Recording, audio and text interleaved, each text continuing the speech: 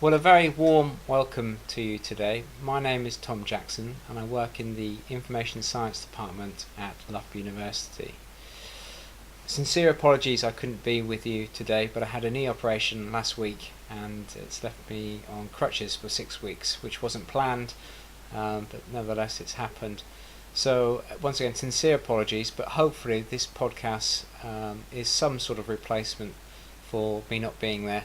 Plus, if you really want to, you can take the podcast away with you and listen to it at another time. I'd like to start by saying thank you very much to Richard Blake for inviting me to give a presentation at Simtech.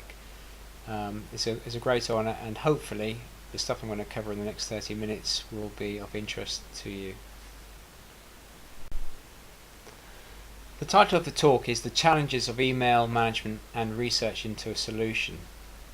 So for the last, I guess must be 12 years, I have been looking into email communication within the workplace. Now you might think that's quite sad, and maybe it is quite sad, but over that time we've collected a lot of data and we've come up with a number of solutions, and we're continuing to work with both public and private organisations to help optimise email communication. The main things I would like to cover in today's presentations is first of all looking at the challenges. What are the broad challenges within the workplace regarding email management? Then I want to drill into three main areas. First of all, look at the background to email management research. What's been done before? How has it worked in organisations? What are we looking at trying to do next? Then moving on to making the most of email content. We're talking about email as a real problem, but also there could be a silver lining to all these email messages that are being sent, and is there a way of utilising the content of that email? Then move on to the cost of email communication. So what is the real cost to the organisation of implementing and maintaining an email communication system? And finally, what's next? What are we working on at the moment? What do we hope to produce in 2 or 3 years time that might be of use to your organisation? So what are the challenges to email management? I created a book last September about email optimization and creating a toolkit that organisations could use. I submitted the book to WordNet online, and sorry, not WordNet, Wordle online, and it came up with this lovely overview of some of the key challenges that the book covered. So email overload, how's that in fact impacting upon employees, efficiency, legal issues, spam, the cost, disaster recovery. Interestingly, there is no mention of records management on this diagram, however it was covered in the book. So we all turn up today, I guess, with our own challenges in mind, and I would imagine a lot of people are thinking, how do we actually organise, classify, categorise emails so we adhere to our retention policies? And we will cover that today in the third part of the presentation. But I thought it was just nice to show some of the wider issues that are out there.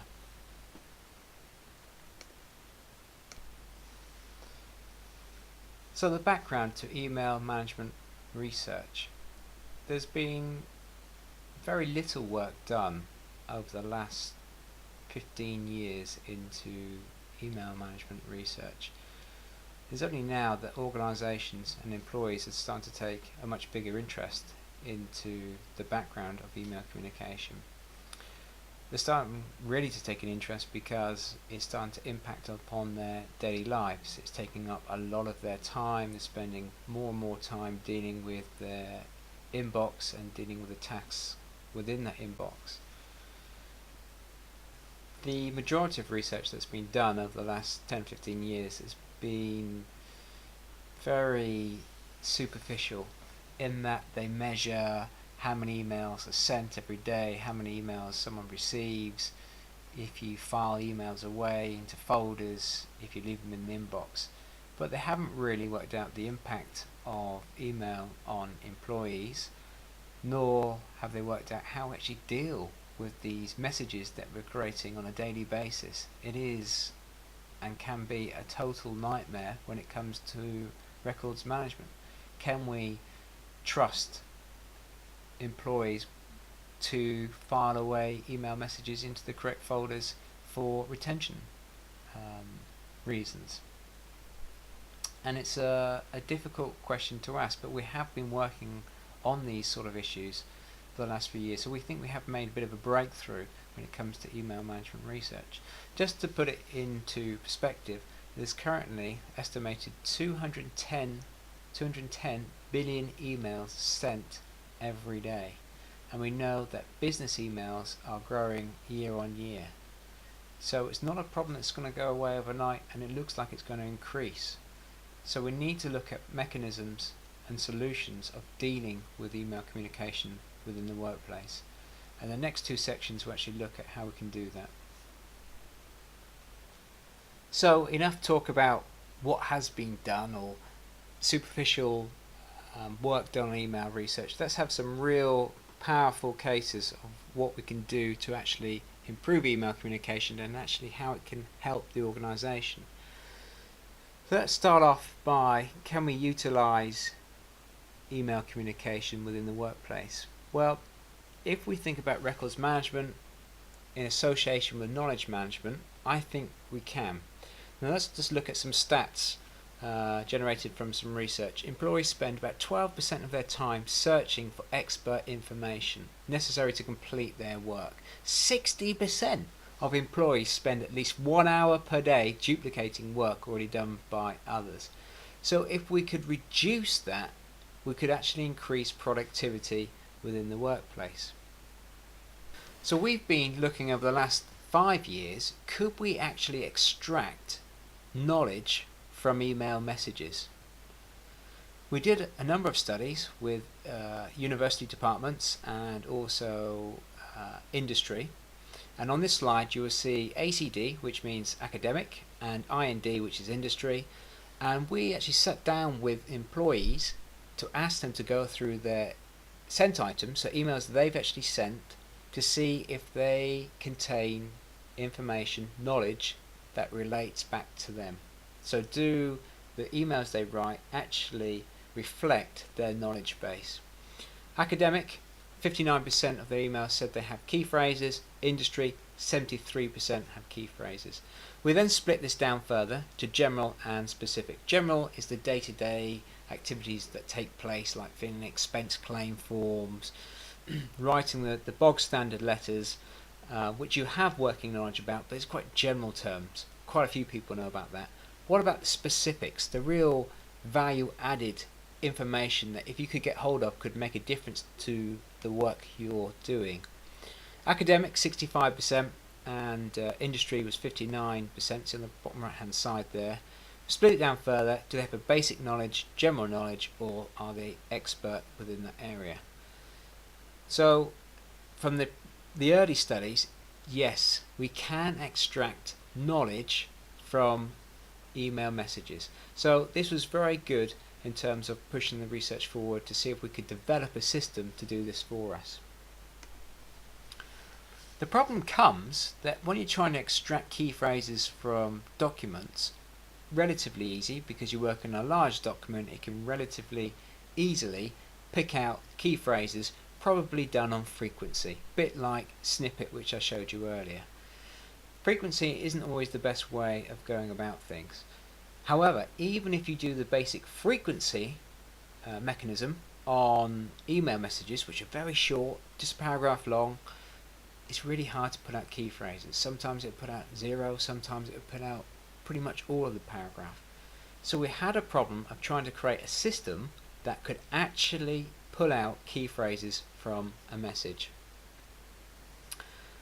So we set about building the email knowledge extraction system and went through many different generations, but it's all based around, I won't bore you too much, around the parts of speech tagger, which you can see from this flow diagram here.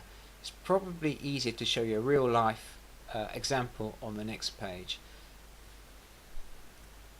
So here we are on the next page. You obtain the email text, you extract that from the email message, you tokenize the text, so it's next level down, so any comma, any word, it's put into brackets and it's made up, or it is part of the sentence. You apply the parts of speech tagger. Basically, this is trying to work out the semantics, the actual meaning of the sentence. So we're not just doing verbs, nouns, adjectives, etc. We're trying to actually work out more deeper, richer understanding of the sentence. The system then, the natural language processing unit, will then pick out the key phrases that it thinks are relevant to you. So you can see a bit lower down, it picks out an awful lot of key phrases, which is not good. We would have to try and reduce that. You then apply a linguistic filter, so we'll come on to this later, but we apply something like WordNet, which then reduces the size of key phrases down even further, which is a good thing.